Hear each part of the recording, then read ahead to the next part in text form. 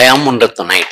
నేను economy general ఎస్ఏలో ఫ్యాకల్టీగా సుమారు 40 సంవత్సరాల నుంచి సివిల్ సర్వీసెస్ గ్రూప్ 1కు నేను చెప్తూ ఉండడం జరుగుతూ ఉంది. ముఖ్యంగా ఇప్పుడు గ్రూప్ 1 పరీక్షలకి అంటే మెయిన్ పరీక్షలకి సిద్ధమవుతున్న అభ్యర్థులకి వ్యూహం ఏంటి, జాగ్రత్తలు ఏంటి, సిలబస్లో ఏ ప్రాంతాల మీద మనం దృష్టిని పెట్టాలి, అత్యధికంగా మనం మార్కులు సంపాదించాలంటే స్కోరింగ్ సంపాదించేటువంటి ఏరియాలు సిలబస్లో ఏమి ఉన్నాయి, ఇవన్నిటినీ బేరీజు వేసుకొని మనం ప్రశ్నాపత్రంలో ఉండే ప్రశ్నల్లో కూడా ముందు మెటీరియల్లో ఏమి చదవాలి, రెండవది ప్రశ్నాపత్రంలో ఏ ప్రశ్నలు మనం అటెంప్ట్ చేస్తే ఎక్కువ మార్కులు వస్తాయి అనేది అభ్యర్థులకి చాలా వరకు అవగాహన రాహిత్యం ఉంది.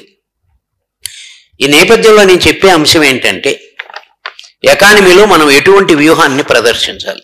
నిజానికి మనకు ఎకానమీ పార్ట్లో గ్రూప్ 1 ఎకానమీలో ఎందుకంటే ఎక్కువ మార్కులు ఉండేది గ్రూప్ 1 హిస్టరీ తర్వాత.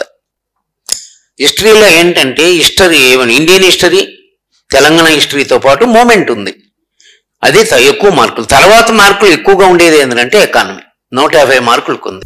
ఎకానమీ సిలబస్ను మనగాన ఒక్కసారి పరిశీలించి చూస్తే మనకు కనపడేటువంటి అంశాలు 3 ఉన్నాయి. ఒకటి ఇండియన్ ఎకానమీ,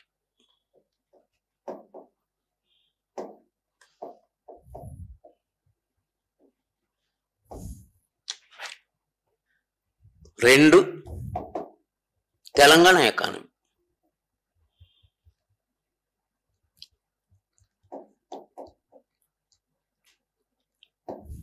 మూడు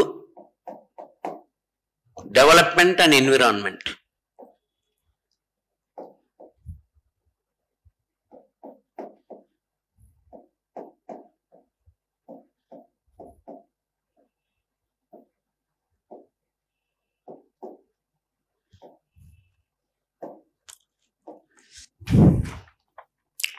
ఈ 3 అంశాల్లో మనకు చాలా వరకు తెలంగాణ ఎకానమీలో ఏంటంటే మనకు గణాంక వివరాలతో జవాబును అనుసంధానం చేయడం ముఖ్యం.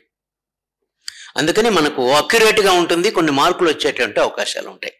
అయితే తెలంగాణ ఎకానమీలో ఏ అంశాల మీద మనం దృష్టి పెట్టాలి అని చూస్తే మొదటి చాప్టర్లో మనం చాలా వరకు హైదరాబాద్ రాష్ట్రంలో తెలంగాణ ఆర్థిక వ్యవస్థ ఎట్లుండింది అనే దాని మీద సహజంగా వాటి మీద ప్రశ్నలు అడిగే అవకాశాలు తక్కువ ఉంటాయి. అందులోనూ అభ్యర్థి లోకానికి దాని మీద న్యాయం చేసే అవకాశం కూడా ఉండదు. ఒకవేళ దాంట్లో వచ్చినట్లయితే ప్రశ్న దానికన్నా మించి మరొక భాగంలో ఉండేటప్పుడు నువ్వు దృష్టి పెట్టాలి. అదే రెండవ భాగంలో ఏమనుంది, ఉమ్మడి ఆంధ్రప్రదేశ్లో తెలంగాణకు జరిగిన అన్యాయం ఏంటి, ఇట్లాంటివి ఉంటాయి. అక్కడ ముఖ్యంగా నదీ జలాల మీద తెలంగాణ ప్రాంతానికి జరిగిన అన్యాయం ఏంటి, తెలంగాణ మిగులు నిధులు సీమాంధ్రకి ఎట్లా తరలించబడ్డాయి, ముల్కీ రూల్స్, ఉపాధి అవకాశాల్లో మనకేం అన్యాయం జరిగాయి, ఇట్లాంటి వాటి మీద దృష్టి పెట్టండి. దానిలో మనం న్యాయం చేసే అవకాశం మెండుగా ఉంటుంది. నిజానికి బుక్లు కానీ ఈరోజు బజార్లో కనపడేటువంటి గ్రంథాలు కానీ వాటన్నిటినీ వారగా పెట్టండి. ఎందుకంటే గ్రంథాలన్నీ కూడా మనకి ఎలా ఉంటాయంటే ఏదో మనకు డబ్బులు ధర ఎక్కువగా పెట్టుకోవడానికని అవసరం ఉండేటివి అవసరం లేనిటివన్నీ ఉంటాయి దాంట్లో. అలాంటి వాటిని నువ్వు స్క్రీన్ చేయాలి. ఎంతవరకు అవసరం, వాడు ఏ ప్రశ్న అడిగాడు, మనం ఎంతవరకు అవసరం, మెటీరియల్ ఉండదు కదా అని ఏదంటే అది పెట్టడానికి లేదు. కరెక్ట్గా ప్రశ్నకి అనుసంధానమైన జవాబు రాయాలి. ఏమడిగినాడో మనం ఏం రాయాలి, అవసరం లేని అంశం లేదు. ఎందుకో చెప్పండి, ఈసారి గ్రూప్ 1 పరీక్షలో తెచ్చినటువంటి ఒక మార్పు, ప్రతి ప్రశ్నకి 200 వర్డ్స్ అంటే పదాలకు మించకూడదు. We should not increase the answer more than 200 words. So you have to confine 200 words. In that case, you are not supposed to write even a sentence or 2 sentences which are unnecessary. మనకు అవసరం లేనటువంటి వాక్యాలు, అంశాలు ఏమీ కూడా మన జవాబులో అనుసంధానం చేయకూడదు. అలా చేయడం వల్ల ఏం జరుగుతుందంటే నిజానికి ప్రశ్నకు ఏమి అవసరాలు, జవాబుకి ఏమి అవసరాలు వాటిని వదిలేసి అవసరం లేని అంశాలు చోటు చేసుకునే ప్రమాదం ఉంది. అప్పుడు మనం వరల్డ్ లిమిట్ దాటిపోతాం, టైం మేనేజ్మెంట్ కూడా ఉండదు, కాల యాజమాన్యం చేయడం కూడా వీలు కాదు. అది ఒక జాగ్రత్త వ్యూహంలో మీరు గుర్తుపెట్టుకోవాల్సినవి. అంటే ఏ అంశాల వరకు మనం పరిమితం కావాలి, అనవసరమైన అంశాలను జవాబులో అనుసంధానం చేయకూడదు. మనం కేవలం 200 పదాలకు పరిమితం అయిపోవాలి. We have to confine 200 words. అది ఇంతకుముందు లేదు. ఇంకొక జాగ్రత్త ఏంటంటే, ఇప్పుడు మనం పాటించవలసిన జాగ్రత్త ఏంటంటే, ఇంతకుముందు 30 ప్రశ్నలు ఇచ్చి 15 ప్రశ్నలు రాయమనేవాళ్ళు. ఇప్పుడు దాన్ని 24 ప్రశ్నలు ఇచ్చి 15 ప్రశ్నలు రాయాలి. అంటే 6 క్వశ్చన్లు ఛాయిస్లో నుంచి పోయాయి. ప్రతి యూనిట్లో నుంచి మొదటి 2 ప్రశ్నలు తప్పనిసరి ప్రశ్నలు, కంపల్సరీ క్వశ్చన్స్. అంటే ఏంటండి, మొదటి సెక్షన్లో 2 ప్రశ్నలు, రెండవ సెక్షన్లో 2 ప్రశ్నలు, మూడవ సెక్షన్లో 3 ప్రశ్నలు, మూడిట్లో కలిసి 6 ప్రశ్నలు కంపల్సరీ. దాంట్లో ఛాయిస్ ఉండదు. అంటే ఇంతకు ముందున్న 30 ప్రశ్నల్లో 6 పోయినాయి. ఇక మిగిలిన దాంట్లో ప్రతి ఒక్క సెక్షన్లోనూ 3 ప్రశ్నలకు ఇంటర్నల్ ఛాయిస్తో 2, 2, 2 రాయాలి. రెండిట్లో ఒక్కొక్కటి పికప్ చేసుకోవాలి. అట్లా అవకాశం ఉంది. అంటే 24 ప్రశ్నల్లో మనం 15 ప్రశ్నలకు జవాబు రాయాలి. ఇక్కడ ఎప్పుడైతే కంపల్సరీ క్వశ్చన్ అనేది పెట్టాడో, ఛాయిస్ ఉండదో, దానికి మనం జవాబు రాయక తప్పదు. తప్పకుండా మనం జవాబు రాయవలసి ఉంటుంది. అలాంటప్పుడు తప్పకుండా రాయాలనుకునే అంశం ప్రతి సిలబస్లోనూ తప్పకుండా ప్రతి అంశాన్ని కూలంకషంగా మనం అధ్యయనం చేసుకొని 200 wordsలో మనం జవాబులను రూపురేఖలు దిద్దుకుంటూ ప్రాక్టీస్ చేసుకుంటూ, పరీక్ష హాల్లోకి పోయి ప్రాక్టీస్ చేయడం కాదు, ముందుగానే మనం దాని గురించి తర్ఫీదు చేసుకొని ప్రాక్టీస్ చేసుకొని పరీక్షల హాల్లో కరెక్ట్గా 10 నిమిషాలలో 200 పదాలలో జవాబు రాసే విధంగా రూపకల్పన చేసుకొని చదువుకోవాలి. పేజీలుగా ఆన్సర్లు పెట్టుకోవడం, పేజీలుగా మనం చదవడం అనేది గ్రూప్ 1 పరీక్షల్లో ప్రస్తుతం ఉన్నటువంటి నియమ నిబంధనలలో సరి అయిన పద్ధతి కాదు. That is one thing that you have to remember. రెండవ అంశం ఏంటంటే, ఈ 3 అంశాలలో 3 అంటే Indian economy, Telangana economy and development and ఎన్విరాన్మెంట్లో కొంచెం క్లిష్టతరంగా ప్రశ్నలు వచ్చే అవకాశాలు ఇండియన్ ఎకానమీలో ఉంటాయి. విశ్లేషణాత్మక ప్రశ్నలు ఉంటాయి ఎక్కువగా. అంటే వీటిల్లో ఉండవంటే అక్కడ ఉంటాయి. ప్రశ్నల్లో ఇప్పుడు ఏంటంటే ప్రీఫిక్స్ అనే ఒక పదం ఉంటుంది, ముందు పదం అనే ఒకటి ఉంటుంది, దాన్ని ప్రీఫిక్స్ అంటాం. ప్రీఫిక్స్ అంటే ఏంటంటే ప్రతి ఆన్సర్కి ఒకే ఆన్సర్ రాసే అలవాటు ఉన్న అభ్యర్థులు చేసే పెద్ద పొరపాటు. ఒక్కోసారి ఏమని ఉంటుంది ప్రీఫిక్స్, వివరించండి, ఎక్స్ప్లెయిన్ అని ఉంటుంది, వివరించండి అని ఉంటుంది. వివరించండి అని అంటే your answer is very straight and simple. కానీ అలాంటి అవకాశాలు ఇప్పుడు చాలా తక్కువ. ఒకే ప్రశ్నని మళ్ళీ ఏం చేస్తాడు, క్రిటికల్ ఎగ్జామిన్ అంటాడు, విమర్శనాత్మకంగా విశ్లేషించండి, ఎవాల్యుయేట్ అంటాడు, విశ్లేషించండి, ఏమండి నిరూపించండి, సబ్స్టాన్షియేట్, డిస్కస్, ఇట్లాంటి పదాలు అడుగుతా ఉన్నాడు ప్రతి ప్రశ్నలోనూ. పదానికి మన జవాబు మార్చాలండి. ఎక్స్ప్లెయిన్ అంటే సింపుల్ ఆన్సర్ అండి. నిజానికి ఇండియన్ ఎకానమీలో ఫస్ట్ యూనిట్లో ఎక్కువ ఇంపార్టెంట్ క్లిష్టమైన భాగం ఏంటంటే స్ట్రక్చరల్ చేంజ్, నిర్మాణాత్మక మార్పులు. దాంట్లోని ఈ మార్పులు అన్నీ అడుగుతూ ఉన్నాడండి. ఇంతవరకు ఏంటంటే మనకు బయట పుస్తకాలు కానీ, గ్రంథాలు కానీ, టెక్స్ట్ బుక్లో కానీ మనకు కనపడేది నిర్మాణాత్మక మార్పులే రాస్తాడు, దాన్నే చదువుతాడు పిల్లోడు, దాని మీదే దృష్టి పెడతాడు. కానీ ఎట్లా అడుగుతా ఉన్నాడు ప్రశ్నలు, వివరించండి అని అడగడంలే, నిర్మాణాత్మక మార్పులను తెలిపి దాంట్లో 2-3 భాగాలు ఉంటాయి, primary sector, secondary sector, tertiary sector. ప్రాథమిక రంగం ఏమైందంటే చాలా తగ్గిపోయింది, పరిమాణాత్మకంగా తగ్గిపోయింది. ద్వితీయ రంగం ఒక మోస్తరుగా పెరిగింది, తృతీయ రంగం గణనీయంగా పెరిగింది. దాని మీదనే దృష్టి పెట్టుకొని ప్రీఫిక్స్ మారుస్తూ ఉన్నాడు. పారిశ్రామిక రంగం ఒక మోస్తరుగానే పెరిగింది. ఎందుకు, నీకు ఎక్కడ పుస్తకాలలో అక్కడ ఎతికితే కనపడే ఆన్సర్ కాదు. ఏమండి, కొంతే పెరిగింది. ఎందుకు ఆ కొంతే పెరిగింది, దాన్ని విశ్లేషించాలి.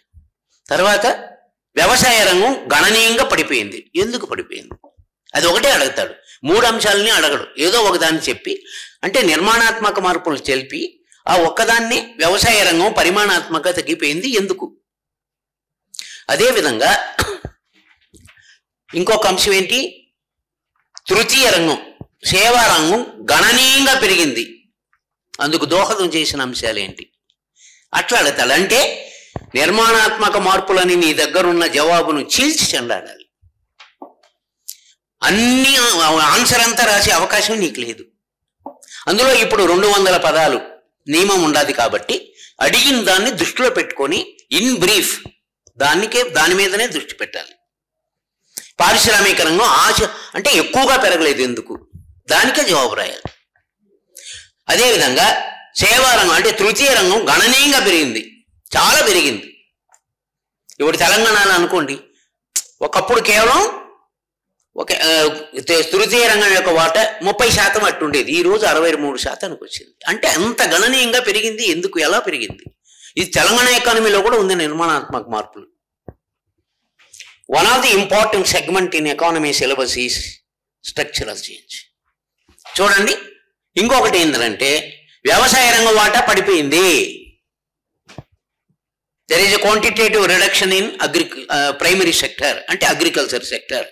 Do you think that agriculture sector lost its significance and importance?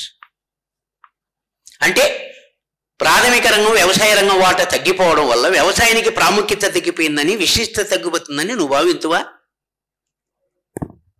This is the critical point of questions that are coming. విద్యార్థి లోకానికి తెలీదు, ఎక్కడ గ్రంథాల్లో ఉండదు, పుస్తకాల్లో టెక్స్ట్ బుక్లు ఎత్తుకుతాను, నేను ఆ రెఫరెన్స్ బుక్ చూశాను, ఏ రెఫరెన్స్ బుక్లోనూ ఉండదు. అది నీ తెలివితేటలకు వదులుతూ ఉన్నాడు ఎగ్జామినర్. టెక్స్ట్ బుక్లో ఏముంటుంది? నిర్మాణాత్మక మార్పులే ఉంటాయి అంతే. నిర్మాణం అంటే ఏంటి, ఎన్ని రంగాలు, దాంట్లో ఏం మార్పులు వచ్చాయి, అంతవరకే ఉంటుంది. దాన్ని ఆధారంగా చేసుకుని ఇప్పుడు అడిగే second part of the question ఎవ్వరు కూడా ఆ దృష్టిని సారించడం లేదు. అంతెందుకండి, మొన్న సివిల్ సర్వీసెస్లో క్వశ్చన్ అడిగాడు. ఏమని అడిగినాడు? Anything can be delayed neglected but not agriculture. 125 మార్కుల వ్యాసం అండి ఇది. అంటే ఎకానమీ రిలేటెడ్ జనరల్ ఎస్సేస్ వస్తున్నాయి. తప్పకుండా ఒక general essay economy, Indian economy కానీ నువ్వు తరువుగా ఉంటే ఒక జనరల్ ఎస్సే నువ్వు తప్పకుండా రాయించుకోవచ్చు, రిలేటెడ్ ఇష్యూస్. ఇప్పుడు మనీ బ్యాంకింగ్ అనుకోండి, మన ఆంధ్రప్రదేశ్ గ్రూప్ 1 సర్వీసెస్లో ఫస్ట్ జనరల్ ఎస్సే ఏందండి? డిజిటల్ కరెన్సీ, సిబిడిసి అంటారు దాన్ని, సెంట్రల్ బ్యాంక్ డిజిటల్ కరెన్సీ అని ఇచ్చాడు. అది 3rd యూనిట్లో మనీ బ్యాంకింగ్లోనూ ఉంది, మళ్ళీ జనరల్ ఎస్సేలో ఉంది. అక్కడేమో 50 మార్కులకు ఉంది, ఇక్కడేమో 10 మార్కులకు ఉంది. అంటే ఇక్కడ అడిగితే ఎంతవరకు రాయాలి, అక్కడ అడిగితే అలా రాయాలి. అది కూడా నువ్వు దృష్టి సారిస్తా వస్తే it will be very useful for the candidate to right both general essay and economy. అంటే ఎకానమీ రాయొచ్చు, జనరల్ ఎస్సే రాయొచ్చు. ఇప్పుడు మనం ఏం చేశాడు, ఎకానమీలో జనరల్ ఎస్సేలో ఒకటి అడిగాడు. ఏమని అడిగాడు? అర్బనైజేషన్ అన్నాడు. ఏమండి, this part is there even in Telangana economy. ఎందుకంటే జనాభా ఉంది మనకి, ఆ జనాభాలో తెలంగాణ రాష్ట్రంలో పట్టణీకీకరణ ఎట్ట జరిగింది, ఏమండి అలా మార్పులు జరగడానికి ఏ అంశాలు దోహదం చేసి అడుగుతూ ఉన్నాడు. Same thing is asked for 50 marks in general essay last APPSC ఎగ్జామ్లో అడిగాడు. అదే దీంట్లో కూడా అడుగుతాడు. అదేవిధంగా మనకి ఏంటంటే ఎకనామిక్ రిఫార్మ్స్ ఉన్నాయి. ఇండియన్ ఎకానమీలో రిఫార్మ్స్ వస్తాయి, బ్యాంకింగ్లో కూడా వస్తాయి. ప్రైవేటైజేషన్, లిబరలైజేషన్, గ్లోబలైజేషన్, ఈ మూడిట్లో ఎకానమీలోనూ ప్రశ్న వచ్చే అవకాశం ఉంది, జనరల్ ఎస్సేలోనూ వచ్చే అవకాశం ఉంది. అదే బ్యాంకింగ్ సెక్టర్లో మనకు కొన్ని అంశాలు కనపడతాయి. బ్లాక్ మనీ, నల్ల డబ్బు అనేది వస్తుంది, అది అక్కడ వస్తుంది, ఇక్కడ వస్తుంది. అదేవిధంగా బ్యాంకుల్లో ఉన్నటువంటి మొండి బాకీలు, నిరర్ధక ఆస్తి అంటాం మనం, నాన్ పర్ఫార్మింగ్ అసెట్స్ అంటాం. Very burning topic. అది ఎకానమీలోనూ ఉంది, జనరల్ ఎస్సేలో ఉంది. అంటే మనం ఎకానమీని చదువుకుంటా జనరల్ ఎస్సే కూడా అథారిటీని పెంచుకునేటువంటి అవకాశం ఉన్నటువంటివి చాలా ఉన్నాయి. దానివల్ల ఇండియన్ ఎకానమీ మీద నీకు అథారిటీ బాగా పెరిగితే ఎకానమీలోనే నువ్వు లబ్ధి పొందడమే కాదు, జనరల్ ఎస్ఏలో కూడా నువ్వు లబ్ధి పొందుతావు. అది ఒకటి. ప్రతి ఇండియన్ ఎకానమీలో కానీ తెలంగాణ ఎకానమీలో ఉన్న డెవలప్మెంట్ అండ్ ఎకానమీ ఇక్కడ కూడా ఒక అపోహ ఉంది అభ్యర్థుల్లో. ఇది సైన్స్ అండ్ టెక్నాలజీకి సంబంధించిందని అనుకుంటున్నారు.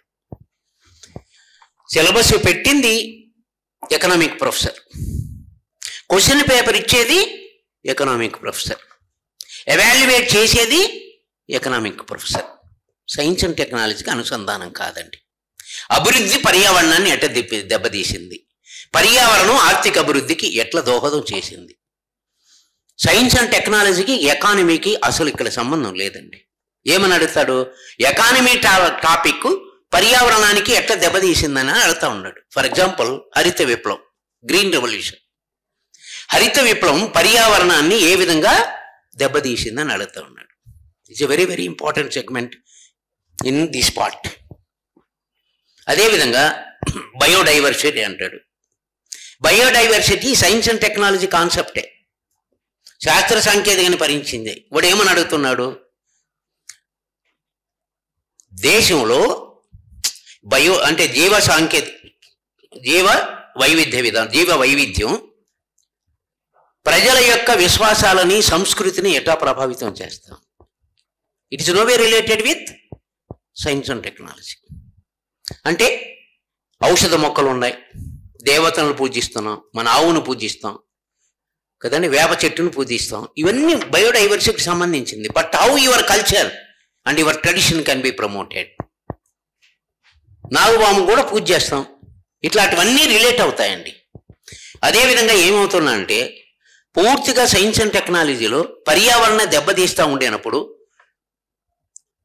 ఆర్థిక సంబంధమైనటువంటి పన్నులు ఏ విధంగా వేశారు, ఎటువంటి సుంకాలు వేస్తున్నారు, ప్రొడక్షన్ ట్యాక్సెస్, పొల్యూషన్ ట్యాక్సెస్ ఏమండి. అదేవిధంగా మనం బజార్లో కానీ ఇతర వాటిల్లో కానీ మనం అనేక రకాల వస్తువులు కొంటా ఉన్నాం, వాళ్ళకు బిల్లు ఇస్తారు, దాని మీద కూడా మనకు రక్షణ ఉంటుంది. అవన్నీ కూడా ఎక్స్ప్లెయిన్ చేయాలి. Is it science and technology? It's purely related with economy. ఇట్లా కొన్ని క్లిష్టమైనటువంటి ఏరియాస్ ఎక్కడ ఉన్నాయి. ఇప్పుడు సస్టైనబిలిటీ ఉంది, ప్యూర్లీ ఎకనామిక్ రిలేటెడ్. ఓకే అండి, ఆ రకమైనటువంటి అంశాలతో మనం ముందుకు వెళ్ళాలి. అది ఒక విషయం మనం గుర్తుపెట్టుకోవాలి. ఒకటి ఏంది గుర్తుపెట్టుకోవాలి, 200 పదాలలో రెలవెంట్ ఆన్సర్ ఎలా రాయాలి. సిలబస్లో క్లిష్టమైన ఏరియాస్ ఎక్కడెక్కడ ఉన్నాయి, ఇండియన్ ఎకానమీలో ఏమేం క్లిష్టమైనది. ఫస్ట్ యూనిట్లో ఏ విభాగంలో క్లిష్టతరమైంది అంటే స్ట్రక్చరల్ చేంజెస్. తర్వాత రెండవ విభాగంలో ఏది క్లిష్టమైంది, పేదరికం, నిరుద్యోగం ఉంది. సాంప్రదాయకమైన క్వశ్చన్లు ఇప్పుడు అడగడం లేదు సార్, లోతుకి వెళ్ళిపోతున్నారు. ఓకే, అట్లాంటిది ఏది క్లిష్టమైన అంశాలు ఉన్నాయో ముందు వాటిని గుర్తించుకొని వాటి మీద అధికారాన్ని సంపాదించుకోవాలి. You must get authority over such very critical areas every syllabus. ప్రతి సిలబస్లోనూ క్లిష్టతంగా ఏమేమి ఉన్నాయి వాటి మీద దృష్టి పెరించి చేయాలి. నిజానికి అభ్యర్థులు ఏమనుకుంటారంటే సులభమైన ప్రశ్నలు రాస్తే మనకు మార్కులు, మనకు ప్రిపేర్ కావడం సులభం, రాయడం సులభం అనుకుంటాడు. కాదండి, క్లిష్టమైన ప్రశ్నను ఎంపిక చేసుకొని నువ్వు రాస్తే తప్పకుండా స్కోరింగ్ లెవెల్ పెరుగుతాయి. 6 మార్కులు 7 మార్కులు పడేదానికి 8-9 మార్కులు పడతాయండి.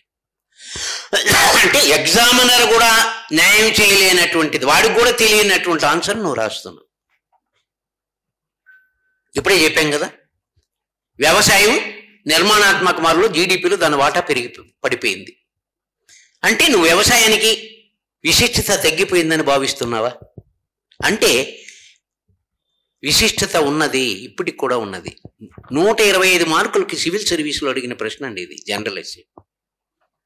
అంటే అలాంటి ప్రశ్న అడిగితే నువ్వు రాసే జవాబుకి నీ ఎగ్జామినర్ నువ్వు మెప్పించగలవు, అప్పుడే నీకు మార్కులు వస్తాయి. అప్ టు 9 out of 10 వస్తాయి. అట్లాంటి ఒక అంశం. ఏ అంశం అండి? Difficult areas should be selected, identified. సిలబస్లో కొంచెం డిఫికల్ట్గా ఉండేటువంటి ఏరియాస్ను గుర్తించండి, వాటి మీద మొట్టమొదట నువ్వు దృష్టిని సారించండి. That is one precaution that you have to maintain when you are preparing Group 1 economy mains. అది ఒకటి. రెండవది ఏంటంటే స్కోరింగ్ మీద స్పెషల్ ఎంపసిస్. ఎక్కువ మార్కులు వచ్చేటువంటి అవకాశం, స్కోరింగ్ ఎక్కువ అవకాశం ఉండే ఏరియాలు ఏంటి? ఇప్పుడు తెలంగాణ ఎకానమీలో అనుకోండి, ఒక నోవెల్టీ ఒక అంశం పెట్టారు మీకు సిలబస్. ఏమని పెట్టారు? ప్రయోజనకర జనాభా అని తెలుగులో అంటాం. ఇంగ్లీష్లో ఏమంటారంటే డెమోగ్రఫిక్ ట్రాన్సిషన్. తమాష ఏంటంటే డెమోగ్రఫిక్ ట్రాన్సిషన్ అనేది నీకు ఎక్కడ పుస్తకాలలో వాటిల్లో కనపడదు. ఏమండి, ఆ డెమోగ్రఫిక్ ట్రాన్సిషన్ అని ఎందుకు అంటారు? 15 సంవత్సరాలు 59 సంవత్సరాల మధ్య వయో గ్రూప్లో ఉండే జనాభాని ఎందుకు దాన్ని ప్రయోజనకర జనాభా అంటారు? అందులో తెలంగాణ ప్రభుత్వం ప్రయోజనకర జనాభాను పెంచడానికి ఎటువంటి చర్యలు చేపట్టింది?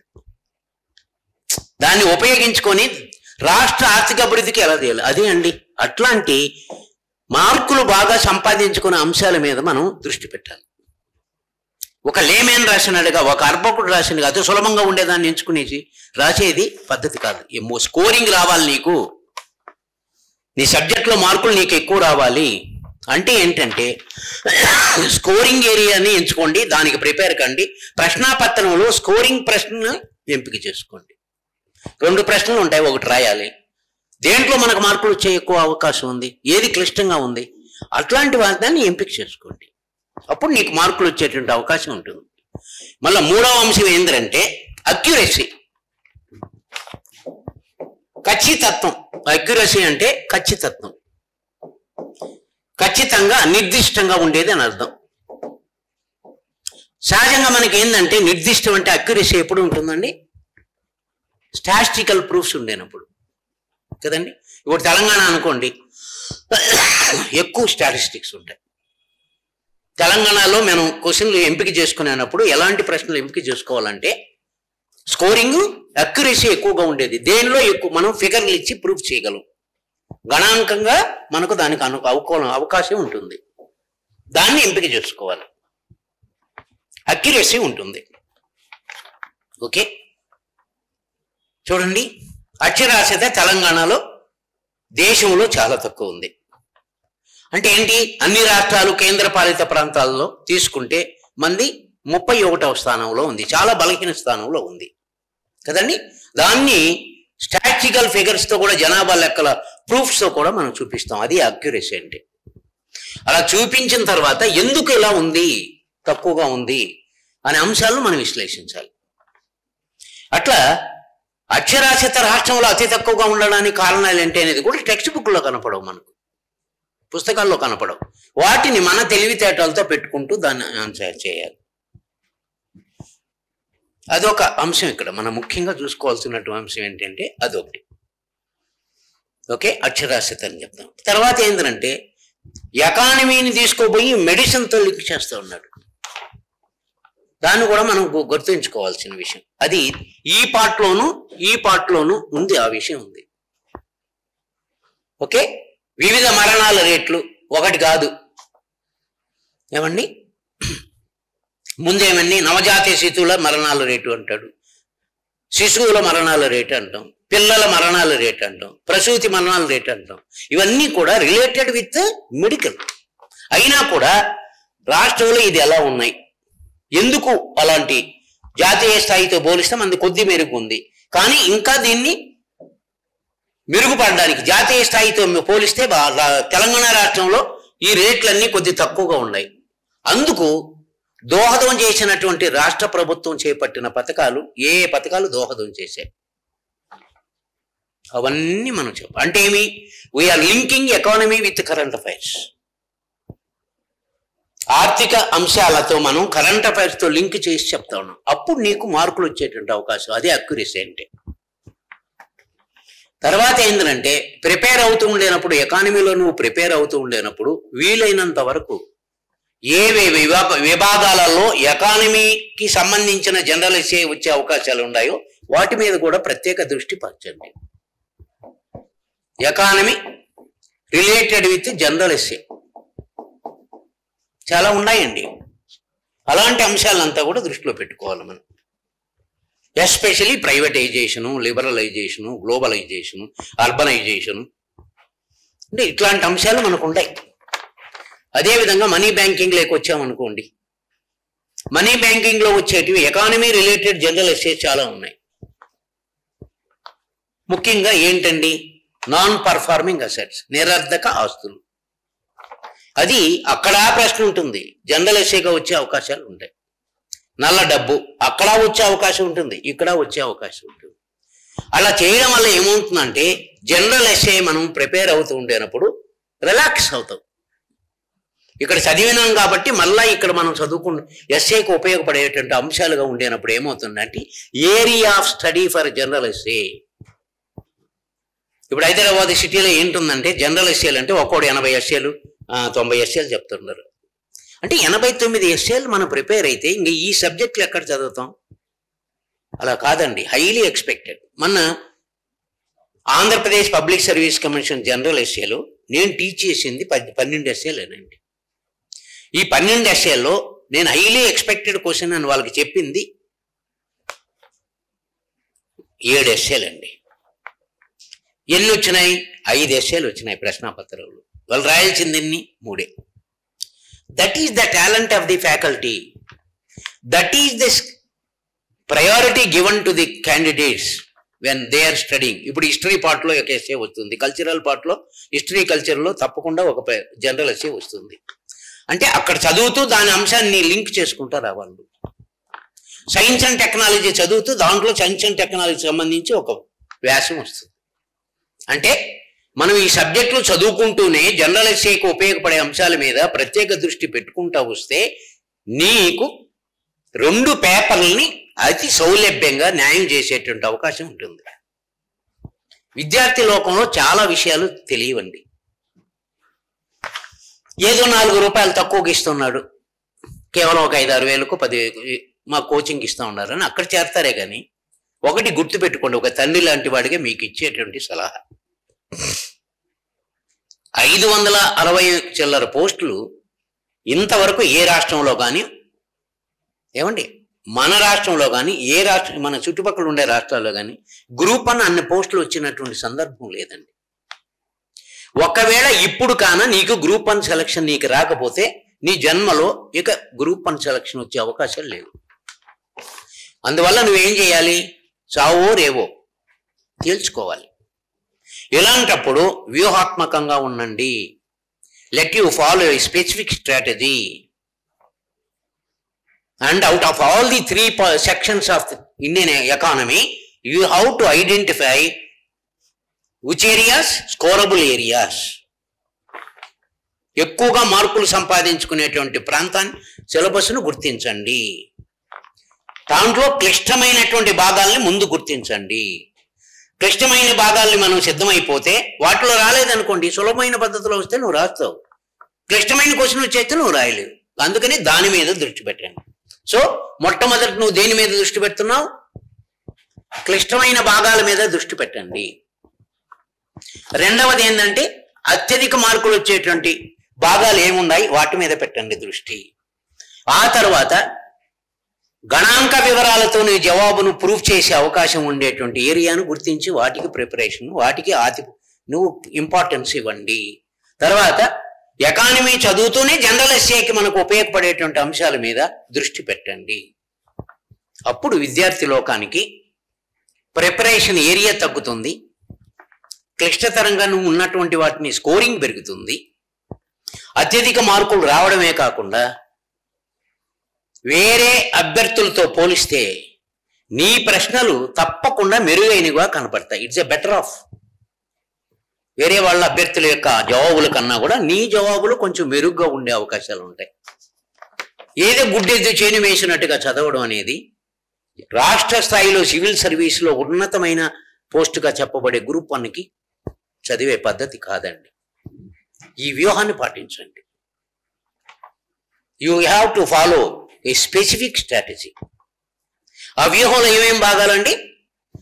3 భాగాలు ఉండే సిలబస్లో ముందు ఏ డిఫికల్ట్ ఏరియాస్ని గుర్తించండి, వాటి మీద అధికారాన్ని సంపాదించుకోండి. మీ అయ్యవారి పాఠాలంతా చెప్పేసిన తర్వాత ఒక యూనిట్ చెప్తాడు, ఆ యూనిట్లో డిఫికల్ట్ ఏరియా ఏంది,